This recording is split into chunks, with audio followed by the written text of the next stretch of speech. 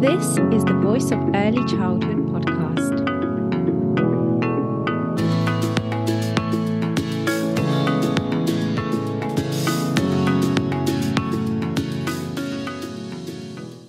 Hello, everyone. Welcome to the Voice of Early Childhood podcast. My name is Angelica Solinska. I'm your host and I'm the founder of the Voice of Early Childhood.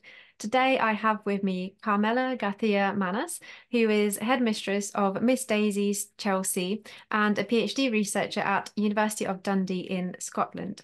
I also have with me Zanna Clarke, who is principal of Miss Daisy's Nursery schools. Thank you both very, very much for coming onto the podcast episode. Thank you for having us. Thank you for having us. It's great to have you both on the episode. I know you've got lots to share with us, and we'll get going because we're talking about such an important topic, and there's an awful lot to share and really kind of set the scene and context around children's life skills. And you've written an article about it as well, a summary article, and it's named Life Skills, the Cornerstone of Early Childhood Education. So I will let you get started because you will really share, your work and your context with the listeners. Wonderful. You want to introduce yourself? So yes, as Angelica, thank you, Angelica, for the introduction. I think it was very good indeed. I work with Zanna. I'm the headmistress at Miss Daisy's Chelsea, and I'm also hopefully my last year of my PhD in education at the University of Dundee, a wonderful university, I must say, just in case it's out there. And we both work for Miss Daisy's. Miss Zanna is principal. Yes. And the whole group of Miss Daisy's nursery schools. We are 5 nursery schools in central London. And we thought that we will share with you what we believe early years education should be about, and the importance of life skills, especially in today's society and in today's world. Absolutely. So just hello to everybody who's listening. I'm Zanna Clarke, and as Miss Carmela said, I am the principal of Miss Daisy's schools, the group. We have 5 schools in central London, all taking children from 2 years old to up towards reception, so just before they go off to big school, if you like. Many years in early years. It's my passion. It's the most important part of the journey. It lays all the foundations for life. And so this is a topic that we're going to discuss today that's really very dear to my heart. Mm-hmm.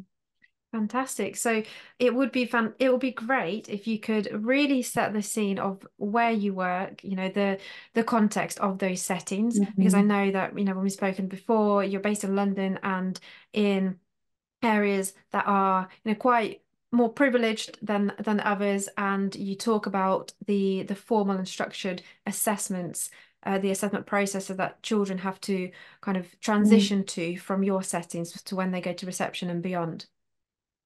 Yes, I mean, I think we have a big job, not only to keep these young people, well, really to take them away from their parents initially, those attachments that they have, and the first steps on their journey, them going to a place where they don't know anyone. But you're right, Angelica. We're fortunate to work in a privileged part of town. As Carmela said, she's based in Chelsea, and our other schools are in Belgravia, in Knightsbridge, Hyde Park and Brook Green. So we are in the centre, the melting pot, if you like, of London. And many of our families are looking for excellent schools for their children for reception and then into Key Stage 1 and 2 and beyond. I think one of the challenges that we've had, certainly over the last couple of years, is that we truly believe in the importance of early childhood. Those experiences that the children have really do allow them to build strong foundations that they can build upon. So every little tiny thing that they learn is one rung on the ladder, and that leads to the next rung and the next.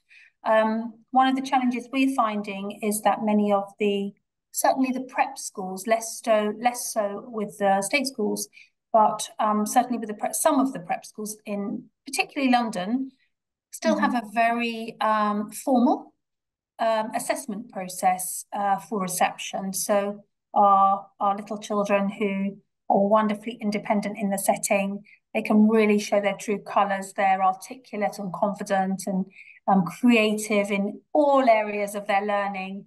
And then sometimes, and it isn't always, put into a setting where perhaps they are required to share their knowledge of phonics, demonstrate their writing skills or their emerging writing skills, should we say, answer questions in a more formal way that perhaps they're not so used to.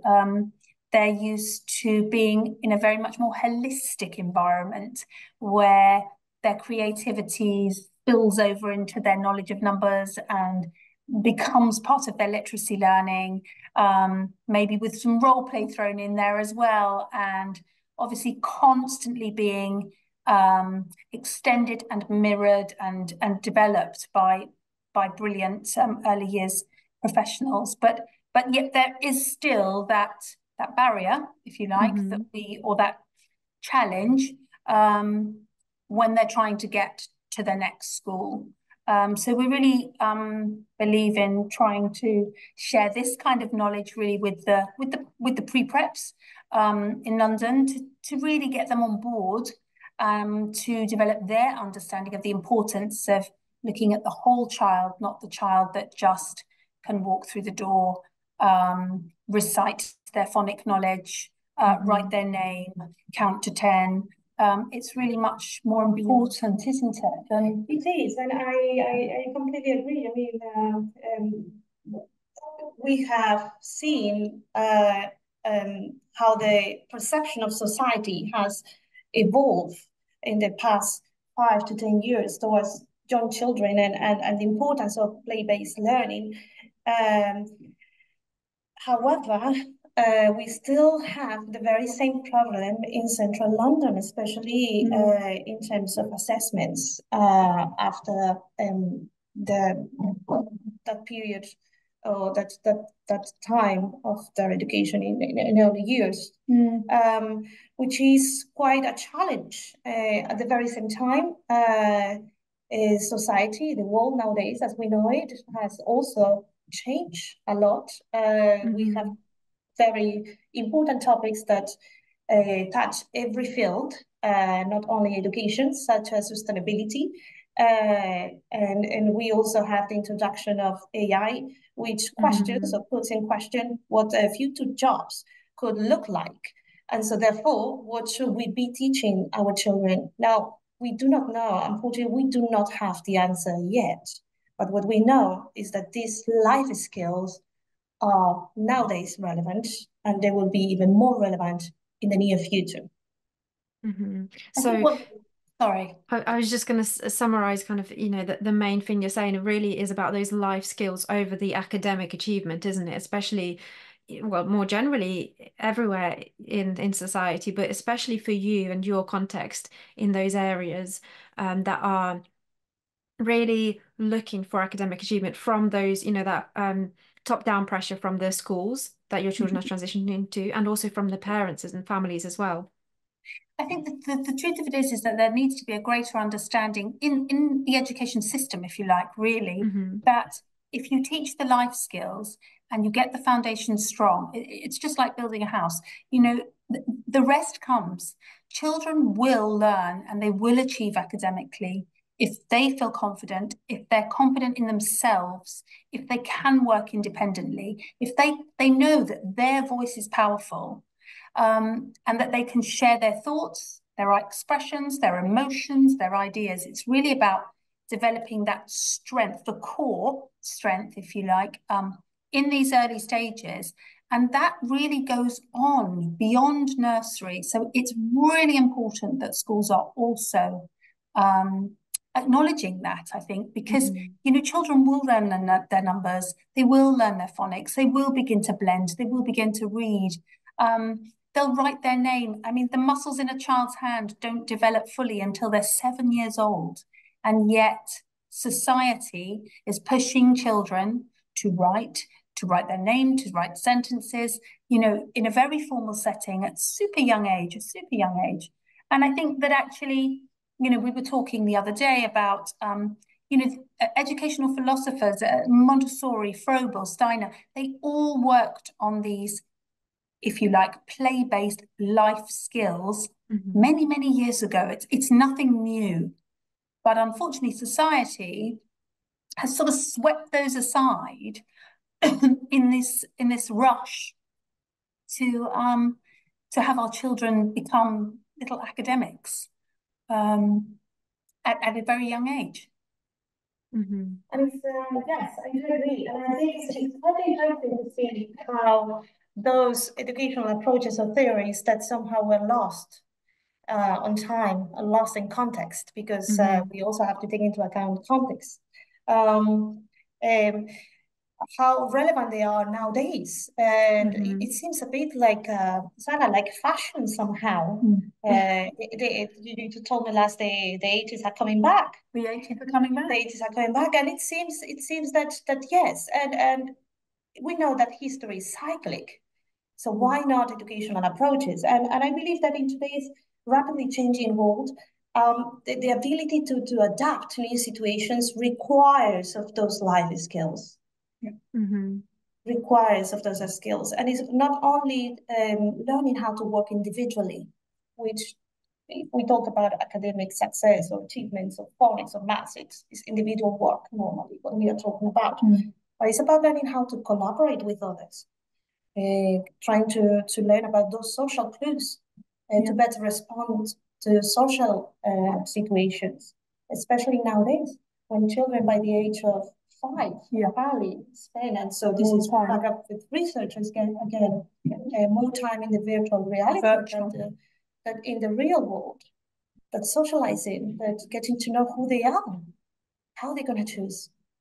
I think it's interesting in early years, you know, over many years of teaching in early years, you know, we're all as adults or grown-ups, you know, what do you want to be when you're a grown-up? What do you want to be when you're a big man or a grown-up lady or whatever? We talk about these things, or children also talk about them. When I grow up, I want to be a police officer, or I want to be a firefighter. But actually, the truth of it is that we don't know. These little ones who are 2, 3, 4 now, the jobs that they will probably do at the moment do not even exist. So how do we prepare them for the future? And the only way we can be sure that we will prepare them for the future is to teach them to be kind, to teach them to be empathetic, to teach them to be socially aware. And I think with you know, for the onset of gaming and much more computer-based work for all of us, many of us, we spend a lot of time at a screen these days, you know, just the basics on connecting with eye contact, giving somebody your time, not sitting on top of them, but also not sitting miles away from them, being socially aware. Unless you instill those basics into children from a very young age so they become their norm, they're really tricky to learn. And being aware that many children around you have different needs. Some children are happy to hold hands and walk along the street. Others just want to walk side by side. And for other children, they don't really want to play with you, but they're happy to parallel play, for example. And just allowing children to go through the developmental stages at the right time with the right support. And I think that's what's so important about the role of the teacher. You know, the role of the teacher is their biggest resource. It doesn't matter how many blocks or Lego pieces you have or wonderful resources. The role of the teacher is so powerful. And that's really why we have to ensure that, you know, we spend a lot of time trying to find the right teachers, and they have to fit. They have to fit with our model, our ideal, I suppose. And really, educators do need to be able to embrace change themselves in this changing world that you're both talking about, and not just, you know, try and encourage children to do that. They have to model that. They need to be open to that and to understanding that and doing that for themselves as well, in order to then support children to building those skills in order to then be able to adapt to change themselves. And I just wanted to touch on what we often talk about, exactly what you mentioned in terms of future jobs. You know, we don't know what they are yet. They don't even exist yet. That the jobs that the children will be doing in future. And often we do kind of see things in that way in terms of the next step of, you know, when we talk about school readiness, they're going on to school, Mm. and then we're thinking, okay, they're going on to do this job. And maybe then this has just come to mind as I was listening to you and reflecting, that maybe a more useful thing, a more useful way of seeing this is not really about jobs necessarily, because that's still very, you know, we're preparing them to do a job. Maybe it's more about seeing them as citizens in society and also individuals in their own right as well. Because often, you know, when we talk about jobs, it's very much you're going to go and do a job in society, and you're almost a bit like you're a slave to your job, you know, and that's not how Mhm. things are now anyway either. You know, there's so No, much more in no. terms of, you know, those creative roles and people being encouraged to switch and change jobs and not always staying in the same, you know, job for years on end. Yeah. So Mhm. maybe, you know, that's just come to me as well, actually, flipping the kind of the language that we use Language. ourselves as well.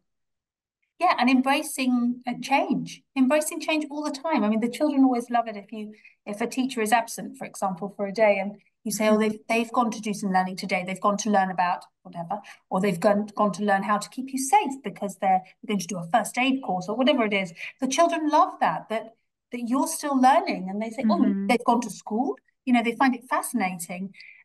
It's so important. Yeah, I think it's very important what you said, Angelica, and it reminds me a bit of an author that I follow that is incredibly inspiring, and so his work he believes in the new sociology of childhood that acknowledges children as capable contributors and Hmm. not only as individuals who are influenced by the adult society or the wider world, but also influencers Hmm. somehow, which is very interesting. It takes away that point of view of early childhood that we had not long ago, perhaps, and perhaps even nowadays. We just have to look at the educational sector in London, but about the child or early childhood being that temporary set period of time, um, uh, looking at them as beings that are becoming into rather Hmm. than beings that are Mm. who they are and can actually Developing. continues developing, but also capable contributors, Mm. Yeah. completely capable of contributing and completely capable of giving and adding and influencing society, the adult world, our And world, the really, world that they belong to. hiya, just quickly, I wanted to ask a favor from all of the listeners and viewers. It would really help this podcast if you subscribe on the platform you are listening or watching on. This will help the Voice of Early Childhood podcast to continue putting out thought-provoking and reflective episodes with a range of guests. And if you are enjoying listening to this podcast, please do share it with someone else who you think would love it too. And of course, as always, we encourage you to share your voice too. If you have reflections, thoughts, and comments, please do share this episode on social media with your comments and tag the Voice of Early Childhood. Let's keep these thought-provoking discussions going. Thank you. I'll let you get back to the episode now. Yeah, and children being co-constructors of learning as well. Like you say, you know, you were mentioning the fact that children also come to an understanding that adults are still learning as well. And it's really fostering that lifelong learning. That's part of a life skill, you know, lifelong learning and embedding Lifelong that early learning. on. Yeah. And the fact that they are also co-constructors of their own learning, and it's not just coming from the adults, and you know they're finding out together. And probably it's something that I often talk about is what's important is that children need to understand that the adult doesn't have all the answers, and that's okay. And if they don't have all the answers, then that's also okay, because that really kind of goes into that notion of lifelong learning. But actually, together, perhaps we can find the answer. Mm-hmm. And it's about encouraging children, I think, to research, Mm-hmm. to hunt out, even from a really young age, and for adults being honest with children and saying, look, do you know, I'm not really sure about that, but why don't we find out about that Yeah. together? And that's the beauty of, project-based work and as I was saying earlier, a really holistic curriculum that allows you to sort of cover many different skills through a topic or something that children are really passionate about. Because of course, the beauty in early years is that you can tailor your curriculum to be focusing on topics that the children really feel strongly about, because then they want to learn more, then they get hungry to learn. It's a snowball effect, if you like. Yeah, definitely. You can absolutely teach them their numbers if they're passionate about dinosaurs and you're counting the spikes, or you go to the Natural History Museum and you count how many feet they've got, or you can teach all these things through topics that they are passionate about, and then they learn and then they never forget. And I think the role of the teacher is also important in this, because the teacher, sometimes as teachers, and I'm speaking as teacher myself, we see ourselves as guides, as that person that has the answers, and if not, don't worry, I will try to find them for you. And we are not only guides, we are not only providers of answers, we are here with the child, adult-child relationship, in an interaction.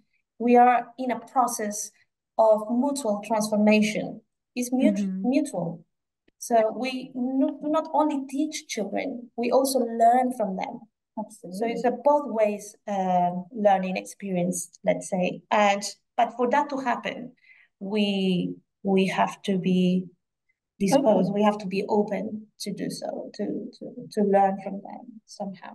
And there is another interesting point about early childhood education and related to life skills that is quite relevant to this topic as well, which is the fact that children, especially in early childhood education, children need to understand what is happening.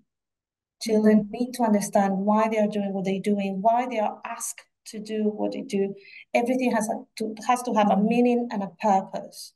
And it's our duty as adults to provide them with this. And I unfortunately don't see that happening a lot. And when we're talking about assessments or phonics activities, maths activities, it goes normally in one way. So it's mostly adult-led. And there is no understanding behind. Yeah, we are going to teach you how to write your name, let's say, as an example. Yes, but why? Just position yourself under the child's point of view. Why do I have to write my name? Why do I have to sit here every morning to write my name? And give the child a purpose. For example, well, how about if we try to write your name, so your mommy and daddy, when they come to pick you up, they know in which room you are.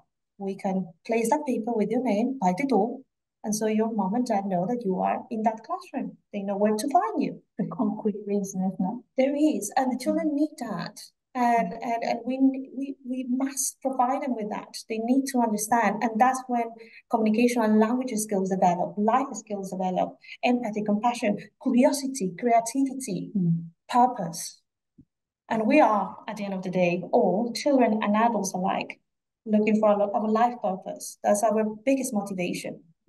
So why are we taking that away from children? I think it also encourages then a curiosity generally in a space, and it encourages communication, which actually, interestingly, is a real challenge actually in early years now.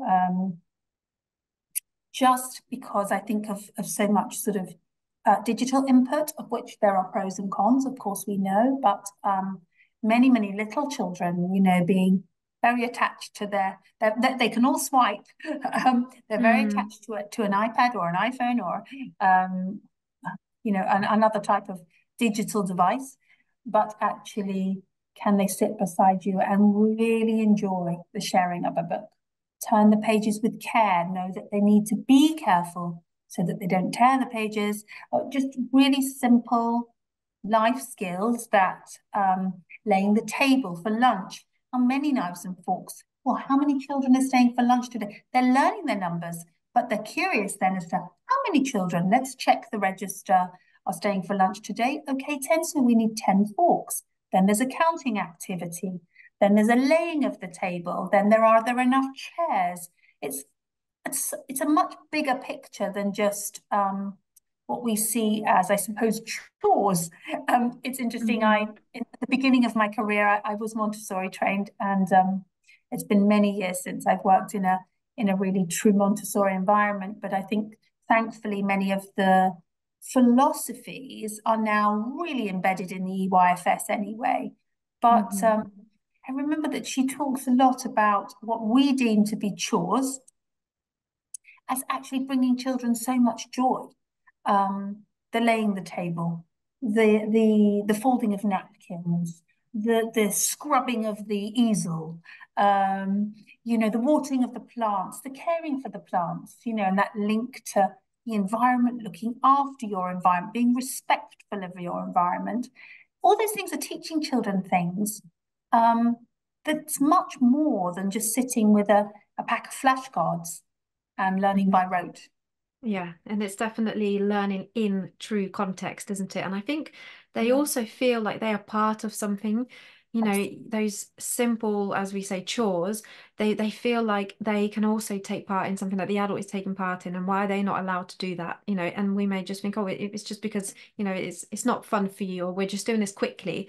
But Yes. actually the child wants to feel part of something bigger and Mhm. really join in. And I think that really respects the child and their voice as well. And like what you were saying earlier, respecting, I think, children's voices goes with telling them what's happening, like you were saying, why are we doing this? What's the purpose of this? That's really involving them in everything and giving them a reason. And it's the same, we wouldn't do that for adults. We wouldn't just say, go and write your name over there. We'd say it just randomly, we would Yeah. say why, and we'd communicate and we'd discuss things. And it's the same with children. Yeah, absolutely. And I know that Carmela's been really passionate about also sort of extending the children's learning to be not just in the nursery setting, but into the wider community. And Local community. Hmm. their particular setting is in a really beautiful church space in Chelsea, and they have lots of families that live around them, a wonderful neighbourhood, and also some small shops that are independent and not part of chains, which is great, but really involving them into the community. And Hmm. if they're doing a cooking activity, they need to go to the shops and they need to buy the ingredients and use their money and write their list and come back with the shopping bags that are heavy, and Hmm. all those kinds of things, and being grateful for lovely neighbours. They've done a lot of work with writing cards for the neighbours and working with the parish community with which they share a space, and just Hmm. being respectful of all the people in their neighbourhood, not just in their setting. Indeed, I think local community is very important, and I think it does. If we think under a child's point of view, I love this. I love trying at least, because sometimes you cannot uh, think as if you were a child of that age. But sometimes I try to, and if you look at the child, the first time the child leaves their home is when they join a nursery setting, a school. So if you look at it under the point of view, is the very first chance to choose, perhaps, Hmm. or to be in a different environment where there are different rules, where the rules perhaps are not yet set or can be modified, where there are also other individuals that are your age, that you Mm. certainly seem more interested in copying their behaviors than adult behaviors, because you feel more reflected on them, which is great as well. And that's another topic, perhaps vertical learning for another Hmm. session. But it's the very first time they are, let's say, out there. It's still in a safe and happy environment, but where they can be themselves, free to choose. And there are a lot of authors that call this a preschool society, and it's indeed a society. Now, I believe that it's very important for the children not only to feel um, at, at home, even if they are Hmm. not at home as such. But it's also important for them to see that the nursery setting is not only that physical space, it also involves the local community, and that there are Hmm. other people that are somehow playing a role in the nursery life. And to expand that immediate knowledge of what the surroundings is, and develop that curiosity for who is next door, what are they doing, what they will be doing now, and I think is incredibly important, especially nowadays. And It's interesting actually, because of the space that Carmela is in at Miss Daisy's Chelsea. They also have to share some outdoor space, and they do need to share it because it doesn't belong solely to them. So it's also just knowledge of things like that, simple things about, okay, but it's not our turn yet. So whilst they do a lot of turn-taking activities in the classroom, they can also physically see, oh yes, it's not our turn because there's some other people, for example, on the football pitches or in the park, or it's their turn, then it's our turn. But very much the mirroring the now and the next that we teach all day long, and an understanding of time frames and timetable. So you're already introducing really simple topics about time without the use of numbers or a clock, but as a concept. So it's really about making sure that, and I go back to holistically because I believe in it so much, but really embedding the concrete, because it's only from that that children can truly learn. Otherwise, nothing has purpose. So I think, you know, it's a challenge, but actually all these simple life skills really do embed, you know, problem solving, critical thinking, an awareness of the outside world and the importance of the outside world, and also blend home and school. So blend your home, your life, in which is the only thing you know when you first come to school, unless it's maybe your grandparents, but your home life, all of a sudden really building those transitions to blend another establishment where you're safe and looked after and nurtured, with your home, and bringing your parents into that so that they see that home and school can become one life, one safe place for you, and they work together.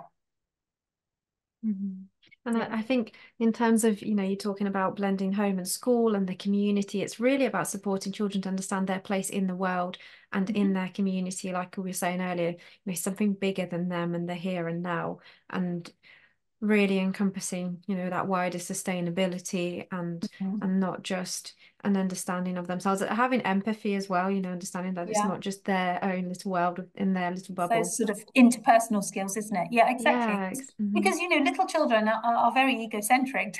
They've got their blinkers on, and it's all about me, which is absolutely how it should be at the beginning. But it is just stepping them out a little of that comfort zone, and realizing that they're.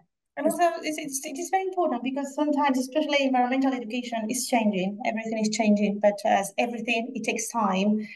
Sometimes when we teach environmental education in primary school, perhaps secondary school, further education, we focus about communities that are quite far away from us. So these people do grow not knowing who is their neighbor, but they do know about the polar bear that is suffering in the Arctic. So I think this is also another reason you always supposed to start from the center and then grow from there. It's like a spider web, I would say, and that's how it should be.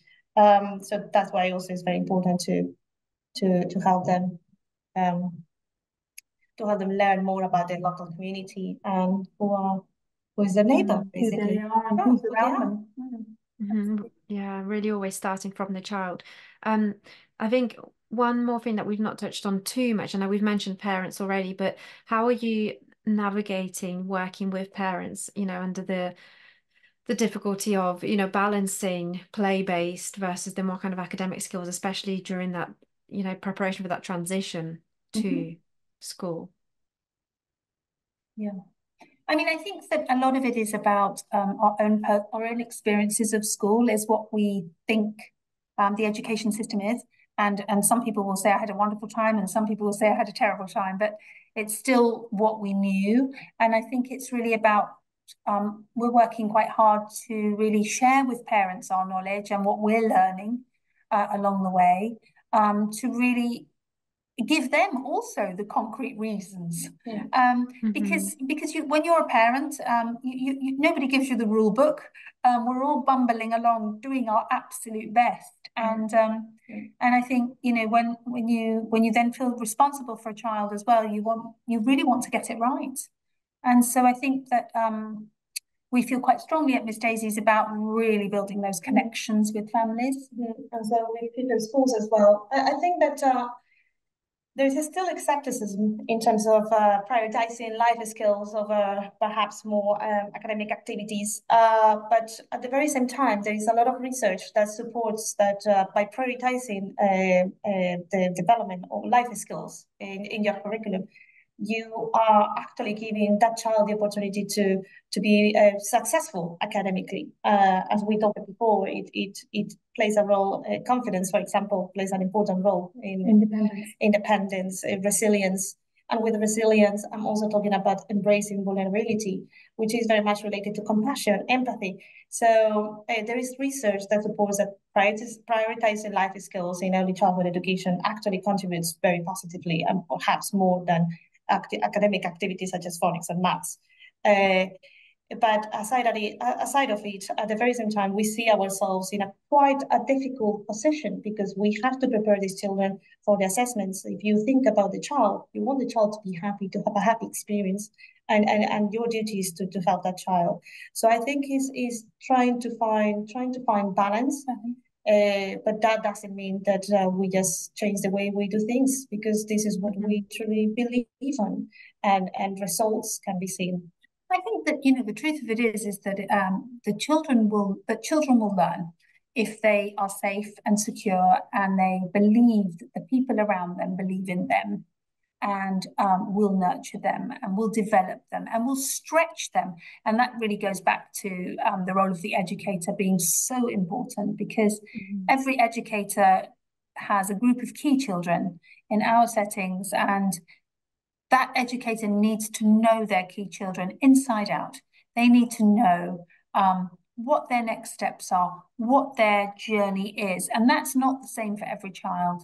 So perhaps unlike in the old days when everybody would do the same activity at the same time, it's actually about doing individual planning for your children. So you know where that particular child needs to be stretched, needs to be nurtured, isn't keen on doing that kind of activity, so we'll encourage them a different way.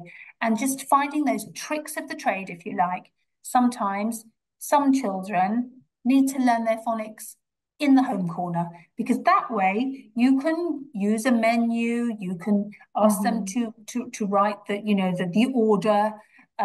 So it's about offering opportunities in every area of your setting for them to make, for them to recognize. And at the beginning, they might start with a photograph and their name.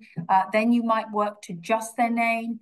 Then they're required to make with their name. Then they're required perhaps to independently write their name. So it's just about providing all the right steps for each child, I think, depending on their level of development. So I think that that's what's important, really, is just about knowing your children and knowing where they need to get to be ready for school in the future, and actually ensuring that they get there. I think there's a fear with some parents or adults anyway, that if you allow children a holistic play-based learning curriculum, you're not teaching them the academics, if you like. You're not perhaps teaching them the phonics or the numbers or the skills they're going to need when they get to school. But actually, it's completely untrue. You are teaching them, you're just not sitting them down at a desk and lecturing them. We can go to lectures when we're 23. We don't need to go to them when we're 3, I think, anyway. Bravo, Zanna. I think that's probably a nice place to round it all off. And I'm just going to comment on, I really love what you said there. I don't know if, you kind of noticed the way you phrased this. You said where children need to get to be ready for school. It kind of made me think, rather than, being ready in the same way as everybody else, it's about where does this particular child need to get to for them to be ready for school? What does their individual school readiness look like, rather than what does school readiness look like for everybody? Exactly. Yeah. And is the school ready for the child? Yeah. Well, there's another question.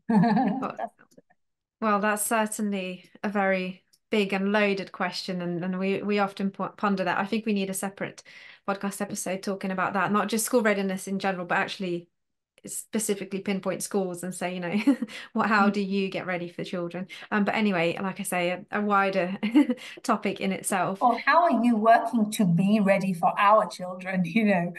What makes you so special? Yeah, exactly. I'm gonna need to note that down. Maybe that could be our next episode. Another day, another chapter.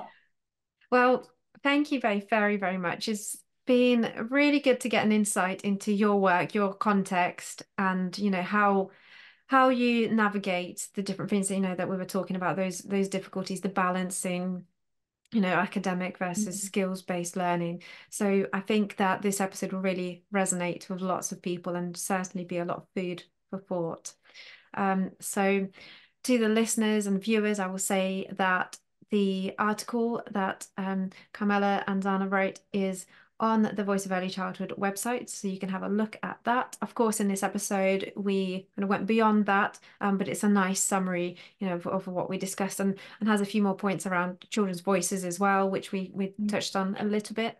And if you enjoyed this episode, you might also be interested in a previous episode from 2023 by Matt Baller, who talks about growth mindset in early childhood.